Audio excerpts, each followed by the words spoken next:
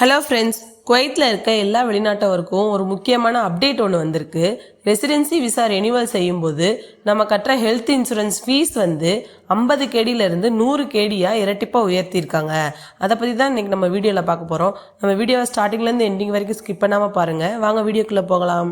இது வந்து யாருக்கெல்லாம் பொருந்தும், எப்போ இருந்து அமலுக்கு வரப்போகுது, இதனால் வெளிநாட்டவருக்கு என்ன பாதிப்பு, ஃபேமிலி விசா, டிபெண்டன்ட் விசா எல்லாத்துக்குமே அப்ளை ஆகுமா அப்படின்னு நம்ம பார்ப்போம். குவைத்தோட ஹெல்த் மினிஸ்ட்ரி அதிகாரப்பூர்வமாக அறிவிச்சிருக்காங்க. முன்னாடிலாம் ரெசிடென்சி ரெனியூவல் டைமில் ஹெல்த் இன்சூரன்ஸ் ஃபீஸ் வந்து கேடி 50 இருந்துச்சு ஒரு வருடத்துக்கு. ஆனால் இப்போது அதை 100 உயர்த்தியிருக்காங்க ஒரு வருடத்துக்கு. இது வந்து வெளிநாட்டவருக்கு மட்டுமே உகந்தது. குவைத் சிட்டிசன்ஸ்க்கு இது அப்ளை ஆகாது. இந்த தகவல் வந்து பல அஃபீஷியல் நியூஸ் பேஜ்லேருந்து கன்ஃபார்ம் பண்ணியிருக்காங்க. குவைத் கவர்மெண்ட் ஃபீஸ் வந்து ஏன் இன்க்ரீஸ் பண்ணியிருக்காங்கன்னு பார்த்தீங்கன்னா, ஹாஸ்பிட்டல்ஸ் எல்லாமே ஓவர் க்ரௌடிங்காக இருக்கிறதுனாலையும், மெடிக்கல் எக்ஸ்பென்சஸ் அதிகமாக இருக்கிறதுனாலையும், அரசு மானியம் அதிகமாக இருக்கிறதுனாலையும் ஃபீஸ் வந்து இன்க்ரீஸ் பண்ணியிருக்காங்க. அப்புறம் வந்து பார்த்திங்கன்னா, ஹெல்த் கேர் சிஸ்டம் இம்ப்ரூவ் பண்ணுறதுக்காக, ஹாஸ்பிட்டல்ஸ் எல்லாமே மெயின்டைன் பண்ணுறதுக்காகவும், சர்வீஸ் குவாலிட்டியை இன்க்ரீஸ் பண்ணுறதுக்காகவும் தான் இந்த இன்சூரன்ஸ் கான்ட்ரிபியூஷனை வந்து அதிகப்படுத்தியிருக்காங்க. ஆனால் ஃப்ரெண்ட்ஸ், லோ சேலரி ஒர்க்கர்ஸ்க்கு இது ரொம்ப கஷ்டம்தான்.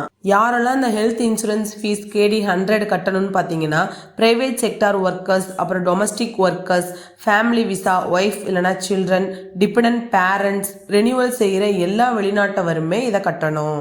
இந்த ஹெல்த் இன்சூரன்ஸ் ஃபீஸ் ஒரு நபருக்கு ஒரு வருஷத்துக்கு கேடி 100. இதே அவங்க ஒய்ஃப் ப்ளஸ் 2 சில்ட்ரன் இருந்தாங்கன்னா அவங்க கேடி 300 வந்து பெர் இயர் கட்டணும். இதே இந்த ஃபேமிலிக்கு 2 வருட விசா ரெனியூவல் அப்படின்னா கேடி 600 கட்டணும். ஆல்ரெடி வேலிடு விசா இருக்கா, இமிடியேட்டாக எந்த ஒரு எஃபெக்ட்டுமே இல்லை. விசா எக்ஸ்பைரி ஆன பிறகு தான் இந்த நியூ ஃபீஸ் ரூல் வந்து அப்ளை ஆகும். நியூ ரெனியூவல் அப்ளிகேஷன் கொடுக்குறவங்க இந்த 100 கேடி வந்து கட்டியாகணும். அப்புறம் வந்து ஓல்டு விசா எக்ஸ்பைரி ஆன பிறகு ரெனியூவல் செய்யும் போது நீங்கள் வந்து கட்டணும். இந்த முடிவுனால வெளிநாட்டவருக்கு ஃபினான்ஷியல் ப்ரெஷர் வந்து அதிகரிக்கும். ஃபேமிலி விசா ஹோல்டர்ஸ் ஸ்ட்ரகிள் ஆவாங்க.